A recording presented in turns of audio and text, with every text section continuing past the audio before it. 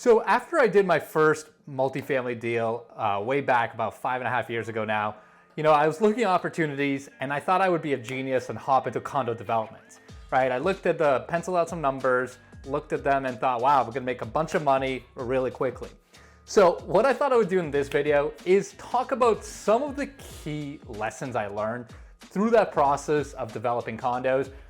Hint, I did not make a ton of money. I learned a lot instead about real estate and everything that can go wrong in a project. So I thought I would share my experiences and how they've actually helped me today in my multifamily investing business. So with that, let's get at it. What's going on, guys? My name is Lior and welcome back to my channel. Now, before I get into the meat and potatoes of the video, super quickly, guys, if this is your first time on my channel, first of all, welcome. Second of all, make sure you smash that subscribe button. I'm putting out literally daily content on this channel, talking about everything in multifamily investing, deals, analysis, execution, construction, hunting, and literally everything in between. So if that's the kind of content you're looking for, make sure you subscribe. With that, let's get right into it. And as I said, what I wanted to do in this video is talk about some of the painful lessons really, that I learned as I went through my first condo development project, which happened after my first multifamily acquisition. So, at the time I was kind of just scrolling through Excel numbers, didn't really have much context to what a development deal would entail. I ended up partnering with a local developer, that at the time was doing a fair amount of projects, and I decided to hop right in. And it was supposed to be a 9-month project. It was a gut rehab with an addition in the back too. So a little bit new construction, a full gut rehab. It was quite an extensive project. But instead of 9 months, it ended up taking us 15 months. And no, we did not hit all the metrics we thought we would. I learned a lot through that process. A lot of those lessons I've kind of taken through today to really help me in my multifamily investing. But I thought I would share those 3 big lessons. So let's go right into it, right? So lesson number 1 was the value of long-term financing, right? Because when we financed the deals with the condo developments, we used short-term financing, right? It was short-term, very high interest rate type of financing. Now, when we did the math out originally, we penciled it out for 9 months, and the numbers looked pretty good with it. But what happened was, because we got delayed to 15 months, and I think the second development actually got delayed a little bit more, right? We ended up starting to incur a lot of high interest costs very, very quickly, right? So right away, I quickly understood the value of having long-term, lower rate debt on your side, as opposed to short-term financing that's squeezing at you and really is kind of unforgiving, right? Because every month that you delay past your projection, it is expensive debt.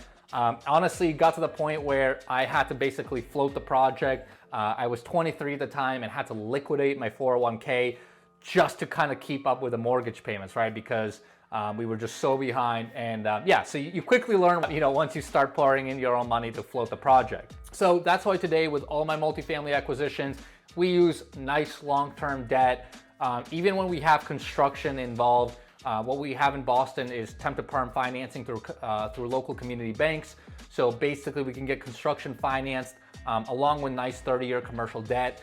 The rates are attractive, the terms are pretty attractive, and we don't have that kind of gun to our head like we did with that short-term financing. So that was really, really valuable because now obviously today we use basically the complete opposite kind of financing, which I think is a lot more sustainable to run a business and truly grow out a portfolio. Lesson number 2 I learned about through this process is all about construction. So, this was my second project. On my first deal that I bought, which was a multifamily, I did very, very light touch-ups, right? I mean, I basically painted a couple of walls, changed out a few doors, and that was it. I did not have any sense of what I was getting myself into when I was doing the gut rehab and the addition.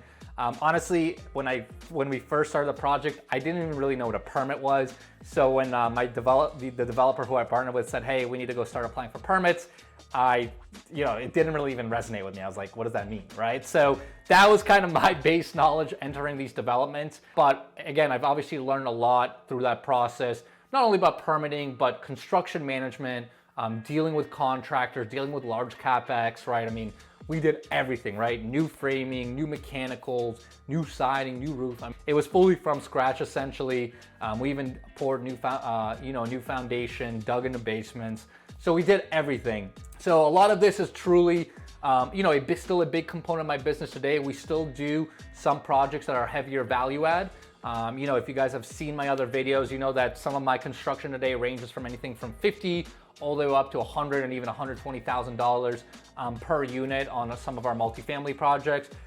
So I've taken all of those lessons in terms of construction management, contractor management, dealing with banks and draws and everything in between. So those are critical lessons, especially if you're going to do heavy value add as you're growing at your multifamily portfolio. And if you don't have experience in that, it's not like you have to go in and get crushed like I did on some of my projects. My suggestion is go partner with someone that has that experience, that either comes from that world or just has done projects in the past and has that kind of bucket of experience that can kind of supplement you as you're doing larger and larger projects. And finally, lesson number 3 that I wanted to point out was all about having the right team in place, right? So, as I said, when I partnered with a developer at the time, I didn't really know him too well. I kind of just got introduced to him through a couple of contacts and we decided to jump in. Today, I am much more strategic and much more meaningful about how I approach my relationships, especially on the partner side, or really anyone, right? On the GC side, partner, PM, right? I really want to have a very sound understanding of who we're doing business with, because at the end of the day, team really does win, right? It's all about the people that you have on board with you. If you don't have the right people and partners in place, no matter how good the deal is, no matter how good the financials are, it's going to be really, really hard to execute properly. So I am very, very intentional about who I partner myself up with, who we work with on a day-to-day basis, what are the contractors we like to work with, who are the PMs we like to work with, and I use that to our advantage to continue to scale our portfolio. Hopefully that's helpful. As I said, for me, I don't regret anything, right? Because those were invaluable lessons that I've learned. And really, a lot of these are truly pivotal to my business today, but they were certainly, lessons that were very harshly learned, but they were certainly lessons that I learned on the ground and through a project. Hopefully that's valuable for you guys. Make sure, if any of these resonate with you, make sure you really think these through, because if you don't, it can really sting you, but if you can really take the time to really understand through them, it can really be a fantastic base for your business as you continue to scale out. So hopefully that's helpful. Let me know if you have any questions or comments below.